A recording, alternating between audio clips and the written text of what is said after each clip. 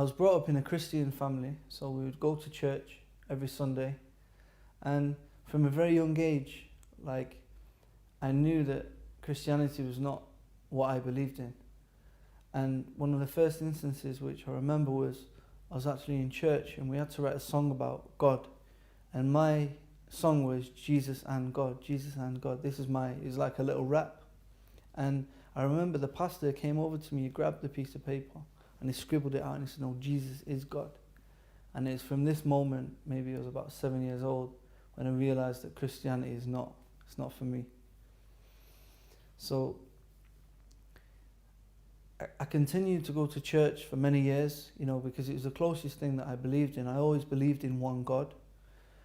And from the age of about 14 years old, I began to work in like a social club. It was like a working men's type club, for like a lot of the English people would go there, they play snooker and things like that. And I actually ended up starting to sing because I wanted to get into singing. I became a jazz singer. So from the age of about 14 onwards, I was actually a professional jazz singer and I was still going to school. Now, my parents decided that they didn't want me to go to a local school because it was quite a white area, there's a lot of racist people there as well. Plus the education wasn't that good in that area, so they sent me to the other side of Manchester, to Hume. And in this school, it's quite a mixed school. You have people from different backgrounds, a lot of Africans there, a lot of, people from the Caribbean, Asian people, different people. So there's a mixture of different nationalities and cultures and religions. So it was a good thing for me to go there. Now, from like the age of 18, my area where I lived, all of a sudden there's a lot of Africans moved into the area.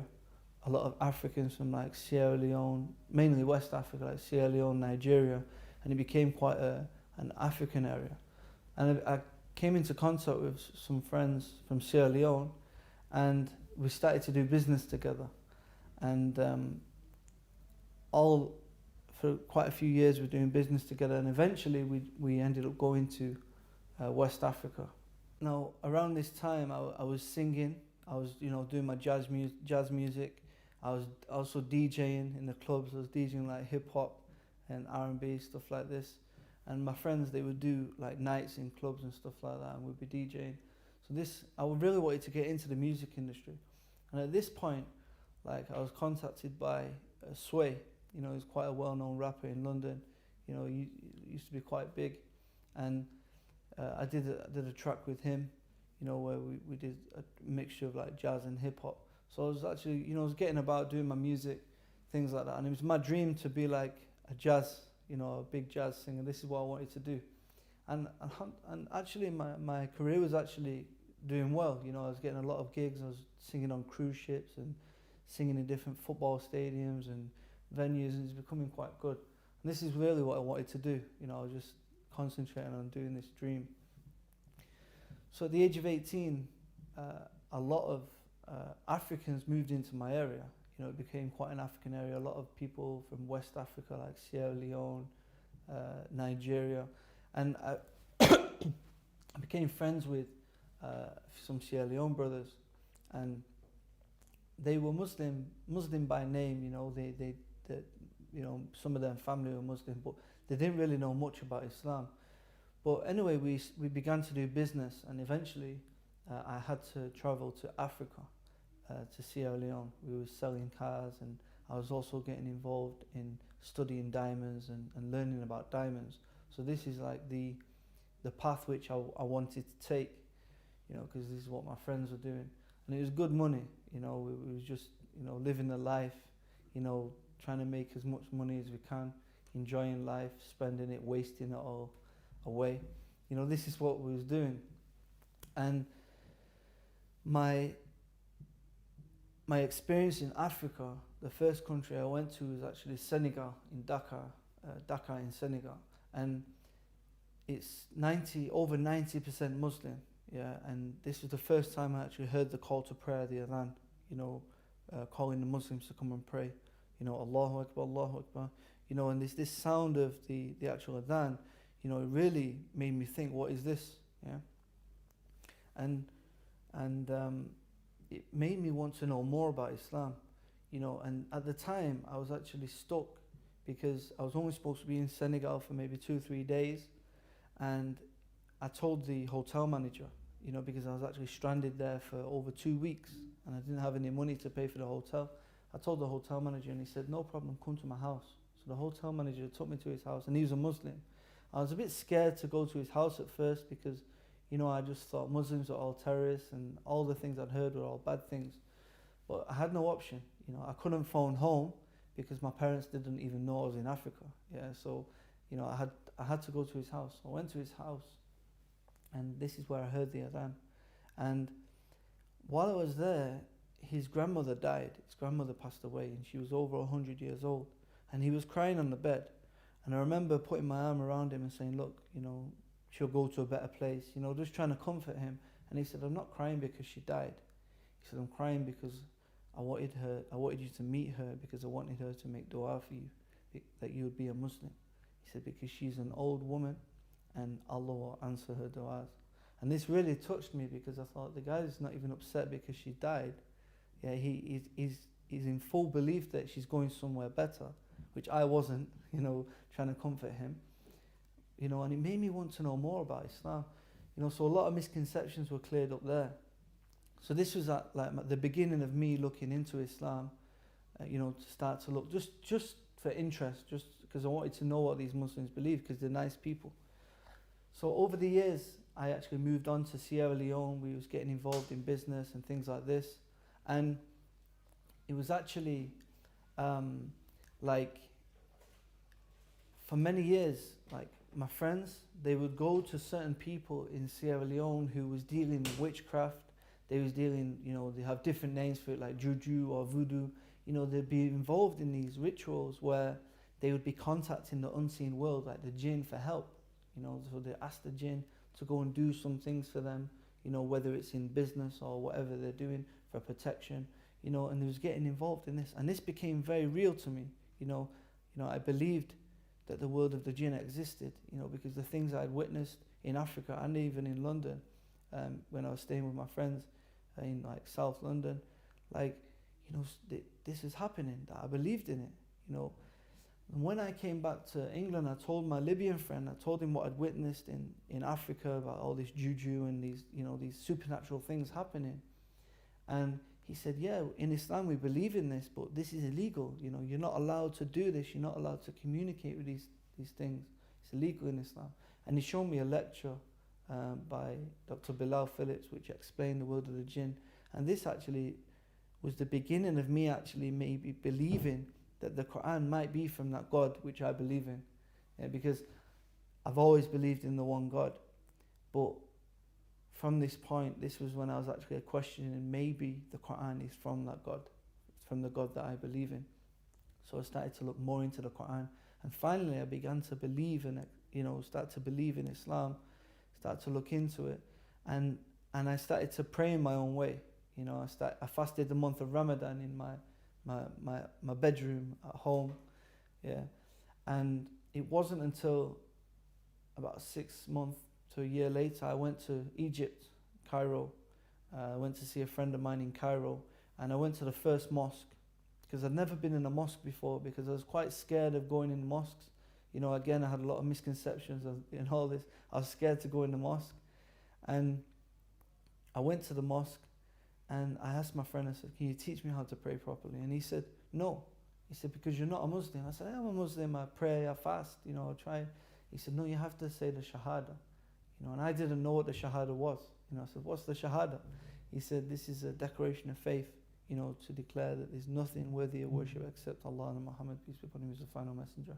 So this is when I actually embraced Islam, you know, officially.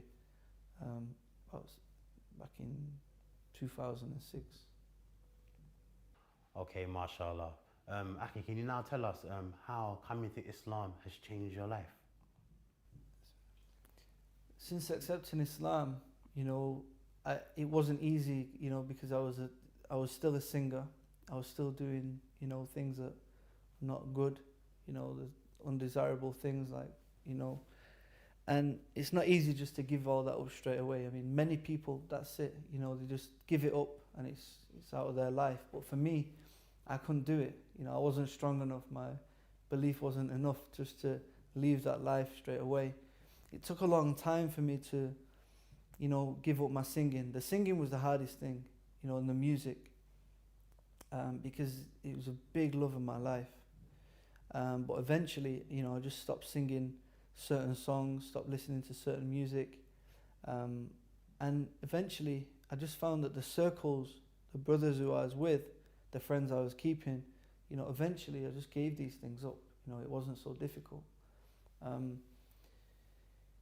A big turning point in my life was that during this period of me actually, when I was, you know, beginning to pray and I actually accepted Islam, over this period of time where I was actually transitioning from a non-Muslim, you know, from a Jahiliyyah actually to accepting Islam, I had a court case going on, you know, for over 2 years. It was a very stressful time for me and my family, you know, and but alhamdulillah, you know, I was accused of something and it all went away. You know, the day the court case was about to take place, you know, it all got cancelled. You know, and I always remember, like, I was coming down the court stairs and my dad said, that was the jinn that protected you. Yeah, and my dad's a non-Muslim and he was actually on this belief, you know, for such a long time because he knew about the world of the jinn and he knew about some of these things. And I said, no, it was Allah. I said it was Allah, it was God what protected me, because at this point, you know, I'd actually left these circles which I was involved in, where you're getting caught up in the wrong things, you know, getting accused of the wrong things, you know, and that's what happens ultimately, whether you're innocent or not. You know, if you've got the wrong company, you're gonna get dragged into these things. You know, so this is the importance of Islam, where, you know, you are who your friends are. You know, so for me, you know, over this transition period, I just backed off from certain friends, you know, and started to spend more time in the mosque. You know, especially like Ramadan. You know, we had Ramadan. You know, spending time with the brothers, spending a lot of time just learning. You know, YouTube helped. You know, there's a lot of lectures and things on there, but it's about just taking time away. You know, you have to distance yourself from certain people and actually move on with your life. You know, but it takes time. It wasn't easy when I first became a Muslim. You know, my parents, they didn't like it. They was worried. You know, they just thought I was becoming a terrorist. But now they acknowledge that I've become a better person. You know, I've seen them been asked many times about me, and they said that I'm definitely a better person now than I was. You know, I'm hoping that I'm a better son and a brother than I was before. But I've become more involved in the community by, you know, telling people about Islam, actively involved in dawah, telling people about Islam, doing talks in the universities and different things like this. And I've also since gone back to Africa. Yeah, because Africa, you know, I have a big love for Africa because it's where I first heard the adhan. It's where I first, you know, started to understand the world, the unseen world, and it's also where I took my shahada in Egypt, you see.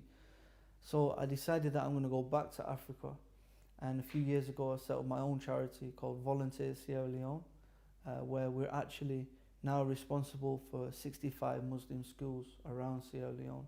You know, so now this is actually, we're in the process of preparing volunteers to actually go back to Africa and actually help the Muslims and the non-Muslims with education, because education is the key.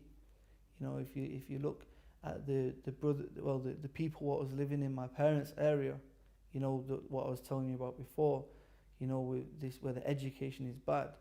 You know, these people, none of them have been to college even, none of them have been to university. They've all, you know, a lot of them no jobs. You know, they don't know much about life.